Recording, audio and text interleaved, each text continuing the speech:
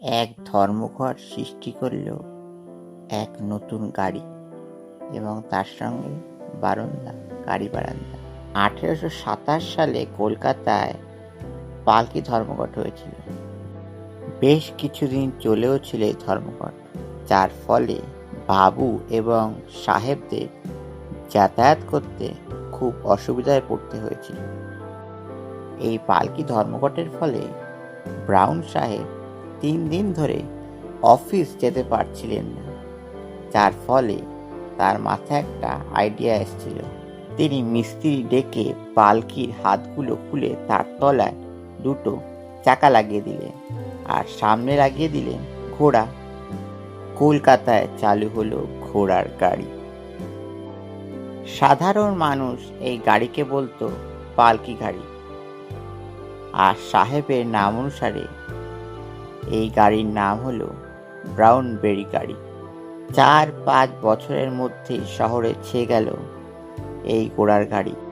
কলকাতার বাবুরা অনেকেই ঘোড়ার গাড়ি ব্যবহার করতে শুরু করলেন, কিন্তু এটা একটা অসুবিধা হয়েছিল।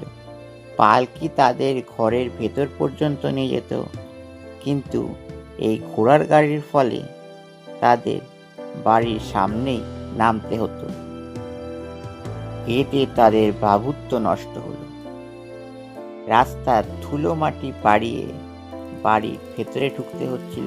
অনেক মেম সাহেব নাকি মন্তব্য করেছিলেন এতে বাবুদের মানহানি হচ্ছে।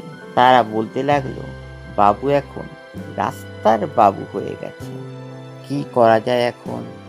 বাবুদের সম্মানের ব্যাপার, সম্মান বাঁচাতে বাবুরা ঘোড়ার গাড়ির মাথায় ছাদ দিলেন আর বাড়ির সদর দরজার সামনে নতুন বারান্দা তৈরি করলেন, যেখানে বাবুর গাড়ি এসে দাঁড়াবে। এরই নাম হয়ে গেল গাড়ি বারান্দা। কলকাতার রাস্তায় হু হু করে বাড়তে থাকলো ঘোড়ার গাড়ির সংখ্যা, আর তার সঙ্গে পাল্লা দিয়ে বাড়তে থাকলো গাড়ি বারান্দা।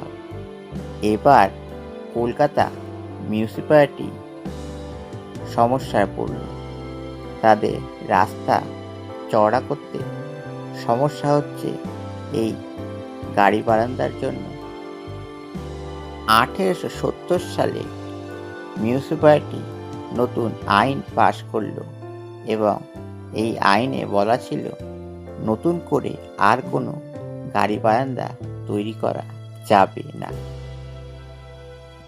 আস্তে আস্তে কলকাতার রাস্তা থেকে হারিয়ে গেল ঘোড়ার গাড়ি।